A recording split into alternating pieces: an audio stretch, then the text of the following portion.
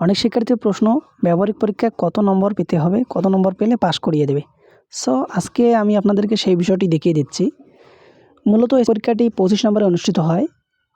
তবে শিক্ষা মন্ত্রণালয়ের নিয়ম অনুযায়ী ব্যবহারিক পরীক্ষায় অবশ্যই শিক্ষার্থীকে অংশগ্রহণ করতে হবে, না হলে পুরো সাবজেক্টে তার ফেল দেখাবে। সো অবশ্যই আপনাদেরকে ব্যবহারিক পরীক্ষায় অংশগ্রহণ করা লাগবে, না হলে কিন্তু পুরো সাবজেক্টটা ফেল আসবে। ব্যবহারিক পরীক্ষার 25 নম্বরের মধ্যে আপনাকে সর্বনিম্ন 8 নম্বর পেতে হবে।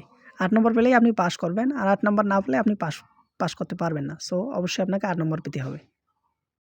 কি বিষয়ে ব্যবহারিক পরীক্ষা হয়? ব্যবহারিক পরীক্ষা মূলত বিজ্ঞান বিভাগের স্টুডেন্টদের জন্য। জীববিজ্ঞান, উচ্চতর গণিত, পদার্থবিজ্ঞান, রসায়ন এই 4টি বিষয়ে ব্যবহারিক পরীক্ষা হয়। এবং এছাড়া মানবিক এবং ব্যবসা বিভাগ যারা রয়েছে তাদের জন্য কৃষি শিক্ষা এবং গার্হস্থ্য বিজ্ঞান এই 2টি বিষয়ের উপর ব্যবহারিক পরীক্ষা হয়ে থাকে।